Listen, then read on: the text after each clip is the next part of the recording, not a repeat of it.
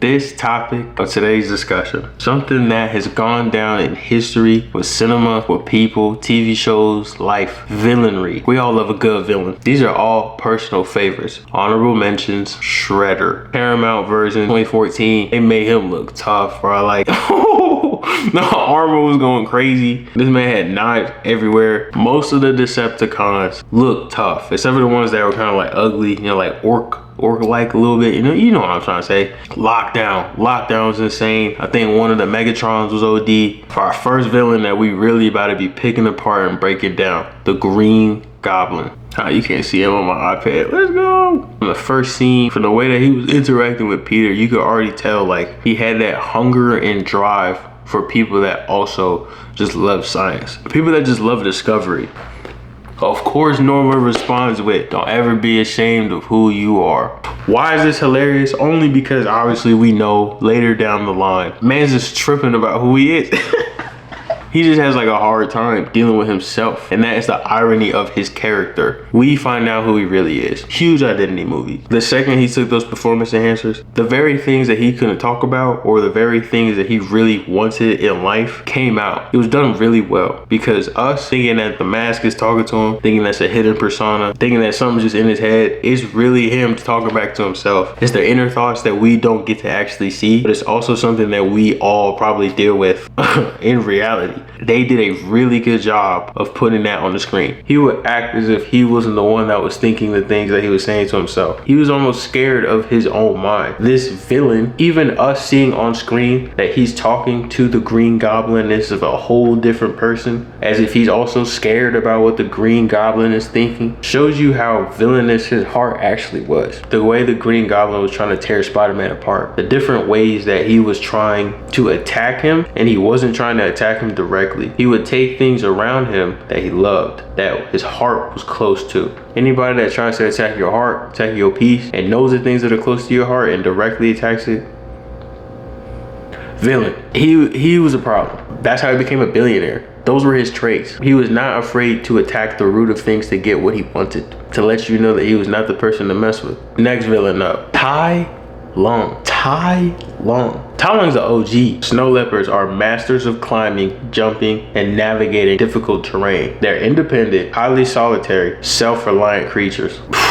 Mastery in stealth, known for their ghost-like ability to vanish into their surroundings. Let alone, they built a jail just for him. There was no other prisoners in this jail chained up. Bro used a feather to unlock his chains, and as soon as these chains are broken, bro was free. Bro was in jail. Bro was in prison for 20 years. 1,000 guards. The first thing he says after 20 years was, "I'm glad Shifu sent you." The very person that obviously told him he would be the Dragon Warrior one day.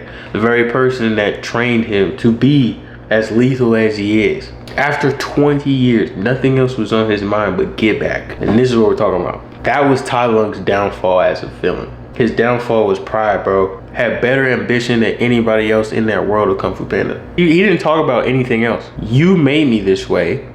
I'm not turning back. I saw out on something and I'm going to get it regardless of what you say. It was more of like a, you're standing in my way kind of thing. It wasn't a matter of what destiny says. It was, I want it. I'm gonna make this happen. He wasn't destined for that scroll. He didn't care. That's what made him dangerous. He did not care. It is sad to say, it doesn't matter how much ambition you have, it is going in the wrong direction. Anakin is gone. On set of Star Wars, people couldn't see his vision. A lot of people may look down at movies and they say it's fantasy, make-believe, whatever, bro. You have to imagine 6 movies just for someone else to get your vision. Bro, it's different.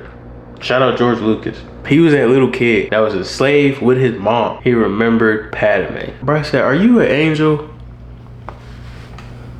They were basically going against the rules just for love. She even told him at one point she hated him, how much she loved him. Just to get to the end, bro. For Anakin. It's scary because this particular villain is relatable. If you know somebody that you have loved for the longest of times, you don't know how badly you're getting manipulated by somebody else that's closest to you, to where the person that you seems like they're pulling you away from what you've been destined to do your entire life. Just for you to find out you crashed out too early and you killed her in your own rage. What else is there to do after that? And make sure that you know how deep their connection is on screen. Green Goblin was going for the heart. Anakin's heart was filled with fear that turns into hatred. Don't forget that too. His mom passes away. Across other villains that we may see in other movies, TV shows, some have this similar behavior because they feel my life is not fair. I'm getting treated a certain way that I wouldn't treat other people. And they flip. They eventually just wreak havoc. They eventually just give the medicine back and some that people have been given to them. Or they just honestly act on however their heart actually feels. Hatred can make you do some things that you may never be able to take back. Hatred is also blinding. I did not love scary movies growing up. I continued to question the character and why this simple character was created and how they did it. Halloween is every single year. It's like a holiday that's on the actual calendar. You can't skip it if you want to. Michael Myers was a kid. He ended up his sister. Why would an individual that is in a family do something like that to a family member? That usually sparks curiosity in everybody. Why would you do such a heinous, evil act against the person that you're supposed to be loving very dearly? That never gets answered. But the simple fact of there is no intent behind his brain. There's no talking to him. There's no reasoning to him. There's no persuading him. I'm just like, they're gonna keep making the same movie over and over and over each year. Until I have to realize, like, I was gonna stop at nothing. He's not gonna stop because there's no reasoning. There's no reason. There's no, like, I know one of his character traits was because it was just pure evil. There's no reasoning for why he kills the way he does. Nothing in his heart, nothing in his mind. It's just a thing that kills. Each and every person, every single year, thinks they can stop him. How are you gonna stop something that has no intention to be stopped? That's terrifying. Brings me to my last and final villain who I absolutely hate. I'm not even saying his name because I still hate him. This individual I learned about when I was younger. I realized why I hated him though. Had zero remorse. Just the simple fact that it was the part of your life that seemed to be where you should be most comfortable, your sleep. But simply what the character embodied fascinated me so much because I don't think people realize who and what that character actually was. He was the best visual representation of trauma. 2011, I started to study trauma, bro. And I had zero clue why I was so fascinated by it. I didn't obviously grasp the concept yet. I'm 11. I don't know. I didn't even think I was old enough to have anything like any scars of that sort, you know? Harv was a pedo and he was killed by the parents in the neighborhood, I guess, of the kids that he was torturing. He was burned in a warehouse alive. And why he is that visual embodiment of trauma? The town tried to forget about it and they don't talk about it. He was the embodiment of repressed trauma. He returns because of the trauma of the past was never properly confronted. Like that was like the thing that kind of pulled me in while I got seeing clips and watching the movie. They're all like, don't say, don't say it, don't say it. That's exactly what the character fed off of. Fear. The character fed off of fear. And the more that you're afraid, the more that you're gonna see him. You can't not sleep. So it was inevitable to dismiss him. You know, it was inevitable to get away from him. That's what made him scary. And obviously, villains sometimes take long to do the very thing that they were meant to do in the movie. Kill, disrupt. They always have these long lines about the explanations, you know. He would laugh and then kill you. I didn't like that. There's nothing funny about what's happening. I didn't like that one bit, especially as a kid. You're watching people continue to try their best to give like details of what had happened to him, and whoever is listening is always oblivious. They only have a finite amount of time until they're probably going to see him again, and if they don't get someone to understand, they're cooked. I hated that. Why? Obviously, as a kid, I gotta go to sleep. I was appalled that it was manageable to make a character that you also couldn't avoid the very thing that the characters couldn't avoid. And it's something that everybody has to do, sleep. He took joy in tormenting his victims. He knew how to mentally break victims. The more that he played on your fear, you couldn't stop thinking about him. You couldn't get away from him. And those characters became easier to kill.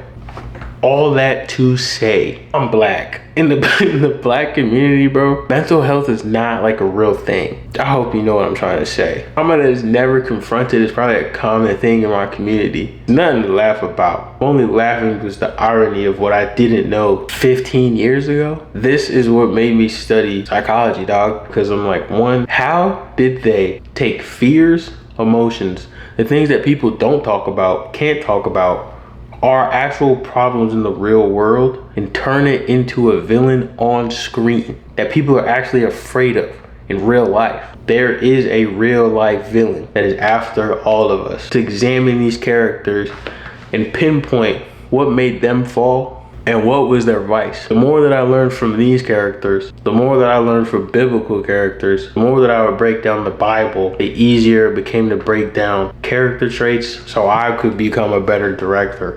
1 Peter 5:8, be sober-minded, be watchful. Your adversary, the devil, prowls around like a roaring lion, seeking someone to devour. Across most of these villains, especially the horror ones, a lion doesn't seem so scary. Their focus is so crazy. John 10:10, the thief comes only to steal, kill, and destroy. The fact that this foe has been, I don't know how long this foe been on earth, but all I know is he's been around longer than me, been around longer than a lot of us, and I'm gonna listen to the person that can save me from this foe, Jesus Christ. The thing that these villains, and obviously like most of these characteristics have in common with our common enemy, he does not hold back his punches, bro.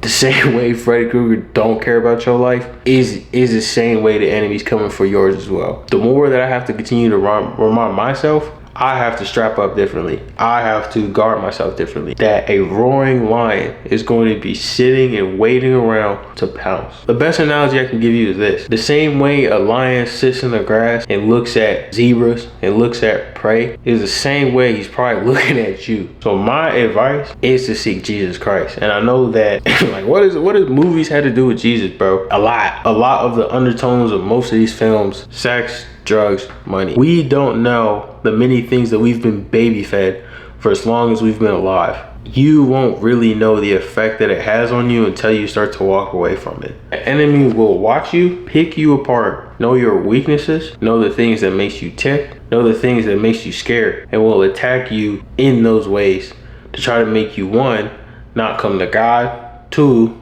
to make you not want to pray. The enemy is going to attack you in ways that seem like comfort at first. They will not seem as harming as they really are to your life, to you long term in the moment. James 4:7. Submit yourselves therefore to God. Resist the devil and he will flee from you. The more that you are chasing and running to God, bro, the devil will flee. The more that we make it comfortable and open the doors for lust and open the doors to fornication and open the doors to getting drunk, it's gonna be watching you like a lion. Yeah, this is my first one out of many, man. I genuinely love movies and I love God even more. And the main purpose of this channel, the main purpose of me even doing these videos is to let you know that life looks very different when you are actually walking with Christ. At first, movies was like my escape. Movies, obviously, and like other things, but movies was my escape. I know that movies can be powerful sometimes. I just didn't know how much more powerful the Bible was and could actually help me. Yeah, so my advice to you, and to the movie lovers, to the people that maybe go to AMC, Regal, you know, whatever movie you got in your hometown or city that you go to the movies a lot, like definitely get in your Bible, bro. Get in your Bible a little bit more than watching TV, watching Netflix on your phone. Only regret in life that will probably be it. That I would probably be in the Bible so much more than the many movies that I have watched. Because I could tell you the plot of almost any possible movie. I would absolutely love to have a feature film one day. And not just any feature film, generally a film that like people can go back on, can think about, that is like a pick-me-up, you know, for them. The same way that a lot of movies were for me. Movies mean a lot to me because certain types of friends, certain types of motivation, certain types of encouragement to be poured into my life. And I didn't necessarily have that at the times where I may have needed it the most. So, you know, when I figured out the way that certain characters always like win in movies, I was so fascinated with that. I was like, if they can win, you know, I can win too. I just have to keep pushing just like they did. You know, main thing that I always saw in movies, obviously, as we know now in the Bible, that if you keep pushing, you don't quit, no matter what you have gone through, eventually you're gonna get a win, bro. Eventually you're gonna get a win. I've been through a lot of things mentally, and I've had a lot of experiences that people wouldn't even say that are real. But the fact that I have lived them, I'm able to examine movies and characters with a whole different perspective that only God has allowed me to see. So I'm very grateful for the things that I've been through. But I know that somebody else is definitely going through experiences that they may not even think is valuable, or even they may not even think it is important to talk about. And that's how I felt for the longest time, not knowing that that is the very thing that can empower somebody else. Your testimony and your story. Yeah. I hope we can enjoy this ride together. Obviously, I would like to do more of these. I'm writing them up as we speak. I'm forcing myself to get this one out. I will see you next time. Have a good one.